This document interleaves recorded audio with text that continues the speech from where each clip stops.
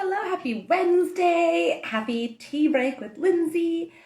It feels like it has been forever since I've done one of these. It's only been 2 weeks. I skipped the Christmas week, which I wasn't planning to do. I was planning to do it, but life happened. I was far too busy, caught up in the moment of all of the Christmas season, and I didn't get a chance to do it. So it's been 2 weeks since our last one, but like I said, it feels forever. Like, does everybody else feel that way? Like, pre-Christmas is like a lifetime ago. Anyway, we are here now. Hi! So, yeah, how was everybody's Christmas break? Did you all have a break? Did you have a New Year's break? How did it all go? I think, if you follow my stuff, you'll have seen that I took a good break, longer than I anticipated. I thought I would keep posting and sharing and doing the tea break chats and being active over all of Christmas. And then I didn't. And then I kind of shut off and just enjoyed the time with my girls and with my friends. And it was the most beautiful Christmas I've had in 3 years. And every now and then I would pop on social media and say, oh my gosh, you guys, this is so awesome. And then I would go back to just enjoying it, which is one thing I definitely have learned for next year is I'm just going to plan to take that time off because it's what I need and want and desire. And it was so beautiful to just get to hang out and be. So hopefully you guys got some of that too. And if not, let me know and we can talk about how you can work that in if that is something you desire. But yeah, and I know, in fact, I'll come back to this because one of the questions that I had, so for the Q&A, I'll give a preview, was I did keep mentioning this Christmas is the best in so many years. One of the questions was, well, why? What was different? So I'll come back to that. But it was just, lovely. And in past years, when people have asked me, oh, how was your Christmas? In the past couple of years, my answer's been, fine, thanks. Can we move on? And this year I meant it when I said it was good. So yay. All of that said, I know that it's not always great for everybody because, like I said, the last couple of years have not been super awesome for me. So while I'm sitting here gushing about how great it was, if yours wasn't that great, I totally understand. And you don't have to pretend that it was. It's fine if you're like, actually, this was a really hard year for me. And, it was tough for any number of reasons could have been, but that's okay. And you don't have to hide and pretend and be like, it was the best ever, when really I was crying every day or whatever it was. All is okay. So I've been in both places. Yeah.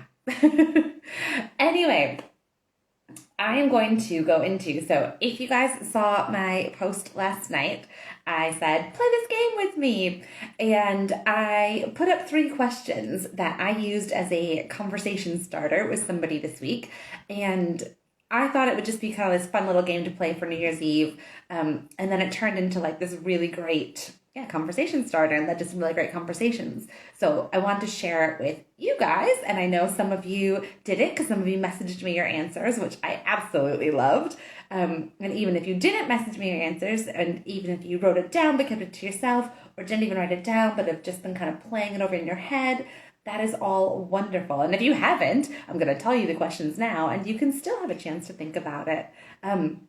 But when I put this up, I promised that I would share my answers today on our tea break chat. So that's what I'm going to do now.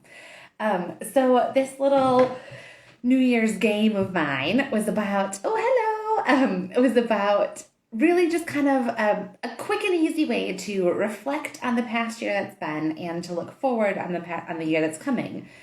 And nothing too crazy in depth or super time consuming, just some quick questions to get you thinking about the year and where we are, because it can be so easy, especially as I just saw myself with the Christmas period, where it can be so easy to get so caught up in the moment, which generally I love. I am usually all here for. Be totally present in the moment, be present with whatever you're doing, and don't spend too much time stressing about the future or the past. Like, being really present is such a great gift to ourselves and to those we're with.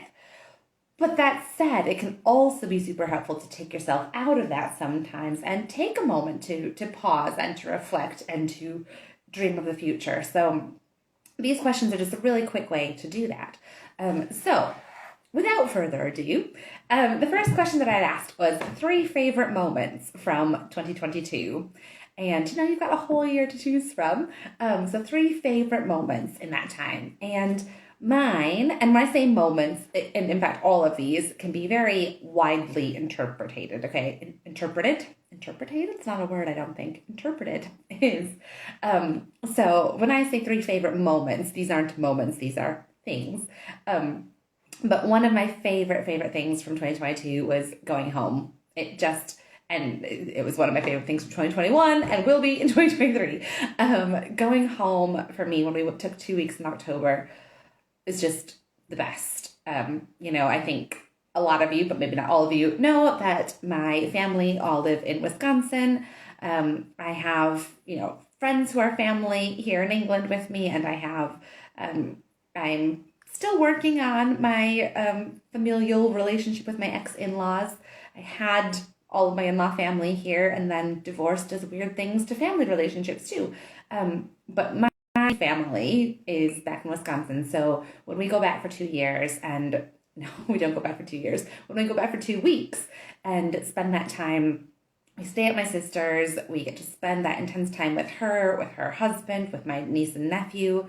My mom lives 15 minutes away, my dad's a little bit further, he's an hour away, but to just get to, and my best friend is really close, she's only 10 minutes away, and to get to spend that time with people, and like we always have a party and have extended family and friends come, it just means the absolute world. So going home was one of my favorite times. Another favorite moment from 2022 was my last day at my corporate job, but not because it was my last day at work and I hated it. No, like, oh, so glad to be off work. Not at all. It was one of my favorite days because of all the nice things people were saying about me, but like not just enough feeding my ego, like, here's these like surface level things, but because of the fact that I really let all of that stuff in, and I just realized what an impact I had made at this job, because it wasn't about the work I did, which is what I had thought up until that point. It wasn't just the work I did, it was how I did it and how I showed up and the impact I had on my team and the wider like people around me and like the people side of things. So just really coming to realize that, and was such a powerful day for me. I did not expect it to be like that at all. It really caught me off guard. And then we had the best night out for my leaving drinks that night. Like I couldn't have asked for better leaving drinks. So yeah, turns out my last day at my corporate job was one of my favorite days. And this one I recognize is kind of cheating, but my game, my rules, I don't care.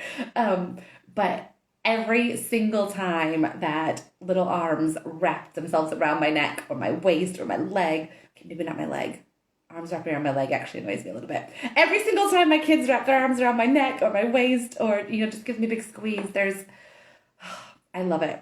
Evie is particularly good at squeezes. Nora's very good at cuddles, absolutely. But Evie has this particular way of like when I'm holding her, she likes to be held in my arms still, even though she's 3 now, getting bigger. But she likes to be held in my arms, and she just wraps her arms around my neck and squeezes, and it's the best ever. So yeah, there were tons more. Like it's so hard for me to pick 3, but those are my 3 that I'm going with for now. 3 of the top ones picked in my head. Going home, my last day at my corporate job, and every single time my girls wrap their arms around me and squeeze me. Okay, 3 lessons I learned in 2022. So 3 lessons I learned. So again, absolutely tons and tons of lessons. Hey, Sam. But I just picked the first 3 that came into my head. So the first one was really deepening into letting go of what I can't control. And this has been one that I've been working on for several years now, since my separation started and my whole world was falling apart, that was like one of the first things I put in a Post-it note was focus on what you can control and let go of what you can't. But this year I really deepened into that some more, particularly as we moved to our 50-50 parenting schedule back in April. Up until that point, for the last kind of 2 years before that, I had been the primary caregiver for my girls. And they went to their dad sometimes, but it wasn't as often and it wasn't for as long. And it was the move to 50-50 parenting where I really had to deepen into this and go, you know what? However parenting happens in their house, I can't control it. And not only was it letting go of the trying to control it, but it was letting go of the worry around it as well. Because I knew that I couldn't try and control it. And I was pretty good, I think, at, like, I wasn't trying to control what they did there. But I did still spend a lot of brain power thinking about it and wondering about it, worrying about it. And that just did not serve me at all. That just took up brain power and energy that I could be using elsewhere. So I really, really deepened into letting go of what I can't control and the worry and thoughts around it as well. Next, a really big thing for me in 2022, 2022 was my first like year of dating. And so I really learned how to keep showing up with an open heart over and over and over. And this can be really tricky because, you know, none of them have obviously led to like my long-term relationship and marriage, which I wouldn't expect it to, by the way. But so all of these dates that I've gone on, all of the men that I've met, all the conversations I've started, you know, there's inevitably for all of them, there has been an ending, other than the one who I'm currently seeing. That's still ongoing, obviously. So stay tuned. But to keep some of them, you know, some were just a first date and there was nothing further. Some were a second date, a third date. A couple of them started into more, you know, something that I would call, you know, moving into relationship territory of some degree.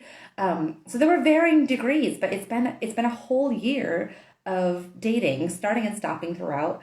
And so really learning how to keep showing up with an open heart over and over and not letting the past events, you know, dictate how I'm going to show up in the next one.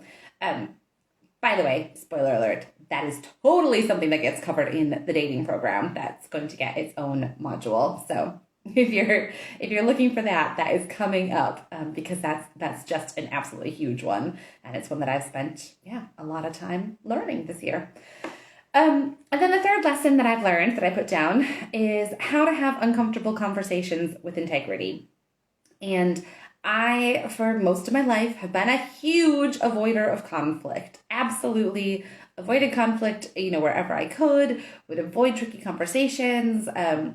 I really don't like this part of me, but I have a passive-aggressive streak that, you know, in a lot of my life, I would just deal with uncomfortable things through passive-aggressiveness, which, like I said, it's not my favorite part, and I'm working really hard on not being a passive-aggressive bitch anymore. I don't think I have been for some time, but every now and then, it can still sneak up, and there were certainly phases of my life where that was pretty strong. So this year I've really been working on how to have those uncomfortable conversations head on. And that doesn't mean like going out looking for conflict and causing problems, but it's knowing that I can handle uncomfortable conversations. And in particular, there were two examples that really came up for me around this. And one is having difficult conversations with my co-parent and his partner. So although we get along like pretty darn well these days, there's definitely times where we run into conflict still, and there definitely have been in the past year, especially as we were setting up our first 50-50 co-parenting schedule. We changed it about 6 months in. We decided to change it and had to have another difficult conversation around it, and then various other things that crop up. And then another example was negotiating my leaving package at work and how I handled that. So, and there were definitely others throughout the year, but there were some big ones. And so really learning that, like how to hold myself through the difficult conversations before, during, after, how to give myself what I needed, how to not avoid them, but to face them head on and with integrity. So that was big this year. So yeah, so those are my 3 lessons in 2022. Deepening into letting go of what I can't control, how to keep showing up with an open heart over and over again, and how to have uncomfortable conversations with integrity. And then the last one is about 3 things I'm looking forward to in 2023. So yeah, there were 2 questions on reflecting back on the past year, and then 1 on looking forward into this coming year. And these are varying degrees of specifics. The first one I'm looking forward to is I'm going to see Hamilton in 2 weeks. Yay! I'm so excited. My friend Rebecca went last summer, and I mean, well, basically, like, it feels like everybody I know has already seen it, like, years ago. I know I am so far behind in this, but when Rebecca went this summer, and I was like, oh, I am so jealous. I can't believe I haven't seen it yet. She's like, well, why don't you just book tickets? So I booked them for my birthday. So in a week and a half, well, almost 2 weeks now, I'm going to go to London, and my best friend Amy is going to come with me. Yay! And we're going to have such a great time. So I'm super looking forward to Hamilton.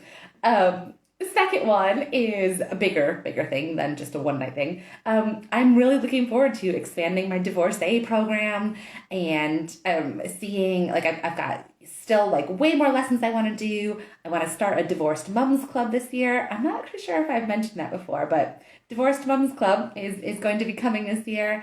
And just there's so many things I want to do in my business, and so many ways that I want to, you know, get in touch with women who are going through or somewhere in the mess of divorce, and so many ways that I want to help and support and to guide as we go. And just, oh, I'm so looking forward to everything that happens in my business this year. I cannot freaking wait to put all of this out there and to support and to see who comes along with me. Yay! And then the other thing that I'm super looking forward to is seeing what happens in my love life. Because, yeah, like I said, this 2022 was the year that I really, like, that I started dating properly. And I've learned so much, hence it's all going to be coming out in the dating program very, very soon. But I'm so excited to see, like, how all of that foundation that I've built and all the work I've been doing there, like, what's that going to lead to in 2023? You know, this man that I've been seeing now, is that going to turn into something? Is it going to be somebody else? Is it going to be multiple somebody else's over the year? Like, you know, who knows? I have no idea when my exactly man is going to, you know, be ready for me and be a parent and make himself obvious to me. But I'm so here for it. I cannot wait to see what happens. If he shows up this year, then super fantastic. Cannot freaking wait. But if he doesn't, and I just have a lot more lessons to learn along the way, then that's cool too, because all of these experiences are getting me so much closer to my super awesome epic love story. And so I'm here for it. So yeah, those are the 3 things I'm looking forward to. Hamilton, expanding my divorcee program and seeing what happens in my business, and seeing what happens in my love life. So yay. Gosh, I've talked a lot, haven't I? I do have a tendency to do that. Okay, so like I said, if you guys want to play along with this game, and if you want to share it in the comments or send me a message or just write it down and keep it to yourself or just play with it in your head, it to me is a really great way to kind of, just take a moment to pause and reflect on what's happened and what's to come. So it's not my post, but 3 favorite moments from 2022, 3 lessons you've learned in 2022, and 3 things you're looking forward to in 2023. And I would love, love, love if you wanted to share with us. Okay, moving on to the Q&A part. So I'm gonna try and answer this one quickly, but like I said at the start, one of the questions that I had was about, like, why this Christmas has been so good. Sometimes I forget that I have tea on these tea break chats. So just one moment. So, like, what made this? Oh, hang on. Who was Hamilton? Claire, you haven't heard of Hamilton? Hamilton, yes, that's a good question. If you don't know, then everything I just said made no sense. Hamilton is a musical. It came out a few years ago. It was pretty groundbreaking when it came out. It's about Alexander Hamilton, one of the founding fathers of America. But it's done in, like, it's one of the it's a very diverse cast. It's done in more accessible, like, there's a lot of rap songs in it as well as like traditional kind of musical songs. And it's really good. Everybody who's seen it absolutely loves it. It is actually on Disney Plus, so I have seen it. I only watched it once, but nothing. Watching it on TV is never as good as the live. I'm a huge theater fan, and it's been way too long since I've been to live theater. So that's why I'm so freaking excited. And it's in London. So not only like Sheffield has a great theater scene, but for this one, we're going to London. So me and my best friend are going to get on the train and go and we're going to go down to London. We're going to stay overnight. So it's going to be a whole thing. I will gush all about it afterwards, I'm sure. Okay, so yes, what was I saying? Oh, why was this Christmas season so good? So for lots and lots of reasons, but I'm going to try and keep it short because I have another question to get to after that.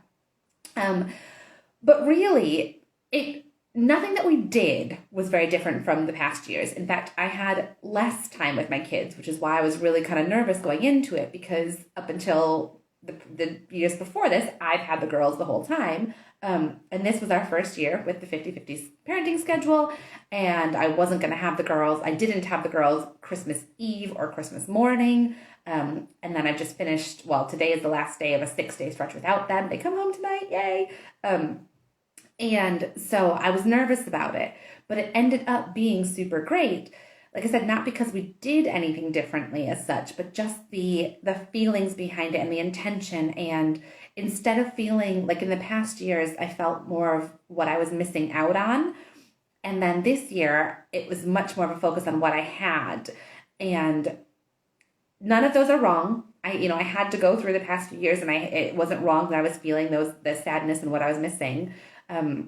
But it's just all the work over the past few years has got me to a point where this year I just wasn't interested in what I didn't have. I was way more excited about what I did have.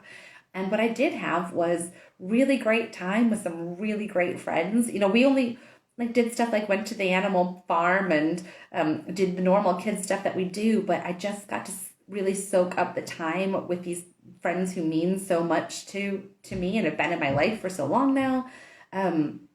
I realized that we got to do all the Christmas Eve traditions. So I was, I'd been nervous because we didn't have Christmas Eve with the girls, but instead we still did all of our Christmas Eve traditions just earlier in the day. We hung out stockings and we put out the food for Santa and put out the reindeer food. And when the girls came back the next day, Santa had come and he'd brought presents and filled the stockings. And I actually didn't miss anything. I didn't have to sacrifice any of the good time with my girls. I just got to do that. And I got to have time to myself. So I got to have intentional time to me. I went and I spent Christmas Eve actually with somebody else, with this man that I'm dating. And we had a great time, and I got to do things for myself and for the girls. And it was just such a beautiful blend. And like I said, I didn't have to sacrifice any of the time with the girls. It didn't feel like that. It felt like I just got such beautiful time for everything. It felt like I had so much more time for all of the things this year. And it was so great as a result. So yeah, I think that's that answer. And then the other question, which really made me giggle, because it came in, I saw it just before I jumped on here. And the question was, oh, sorry, I'm late getting the question in, but do you ever find yourself procrastinating? And if so, what do you do about it? And it just made me giggle because a question about procrastinating coming in at the last minute. But yes, I do. And hang on, let me have another drink. So do I find myself procrastinating? What do I do about it? Absolutely. Always have. And what do I do about it? I've accepted it, mostly. So rather than trying to fight against it and think that I'm wrong because I do things at the last minute or, put things off until the end, instead of thinking that is somehow bad or wrong or makes me lazy or stupid or whatever other derogatory self-talk could be going on in my head, instead I go with, okay, well, this is how I work, and I'm going to embrace that and set myself up for that accordingly.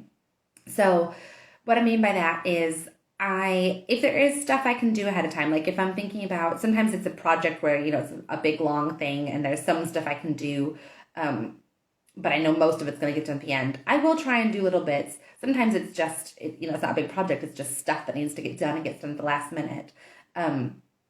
If you want an example of do I procrastinate, so we had talked about moving Evie's nursery for months and months and months because she goes to nursery across town. And then the week before Christmas, I thought, I'll just email her school nursery, the nursery at the school that Nora goes to, and see if they have a spot. We ended up handing in the paperwork for Evie's nursery application the day before, like the last day before Christmas shut down. I was on the phone with them trying to sort of settling in session the afternoon that they closed for Christmas. She goes to her settling in session tomorrow.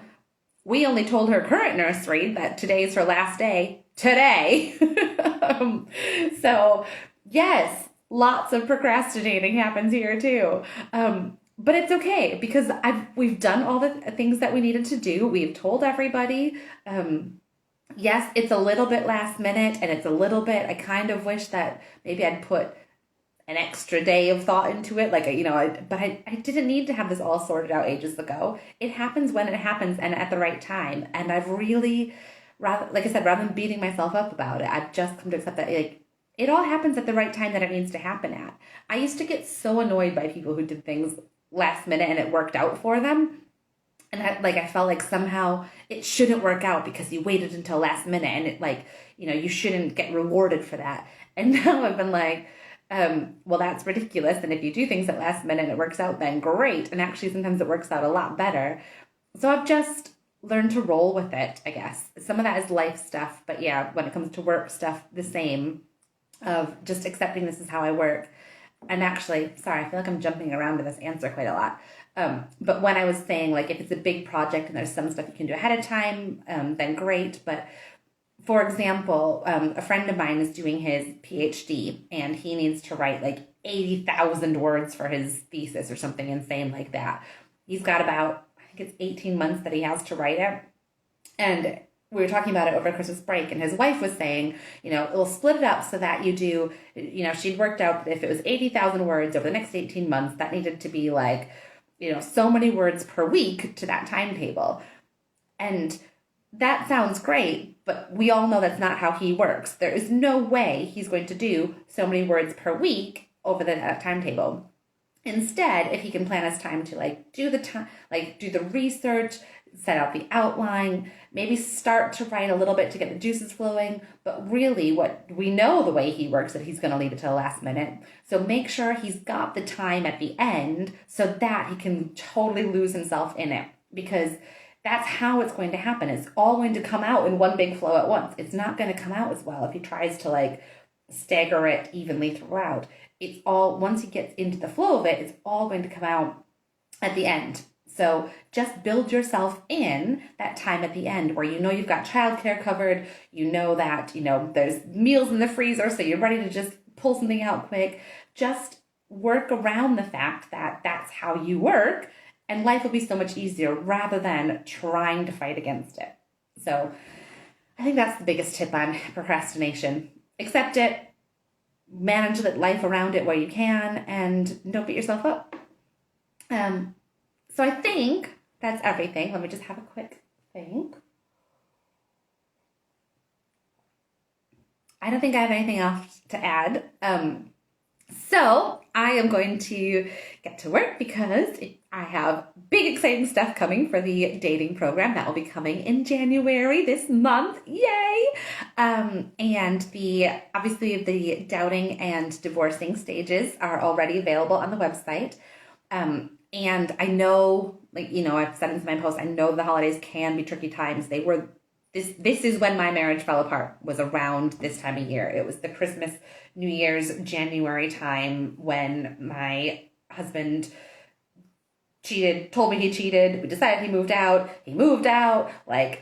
It was all the holiday time. I get that it can be really, really sucky. And I think that 2 days ago, Monday is called Divorce Monday because it's the time when the most people contact divorce lawyers. So This is the real thing at this time of year. So if you need help and support in any kind of way, I got you. I got you, boo. So lindseyhallcoaches.com. You've got the doubting stage up there. You've got the divorcing stage up there. The dating stage will be coming soon. You can buy the lessons on their own for £122.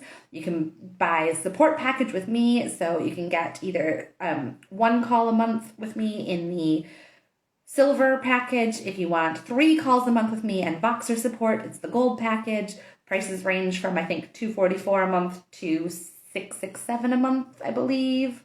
No, $722 a month. I should be better at knowing these off the top of my head, but they're on the website. But there's a package that should fit every, all of your needs. So depending on how much support you need. And if you want to chat, let me know. If you want to share this with a friend, please do that. And I think that's it. Okay. I love you lots. I will see you here next week. We're back on a regular normal schedule now. So if you need anything in the meantime, let me know. Mwah! Bye.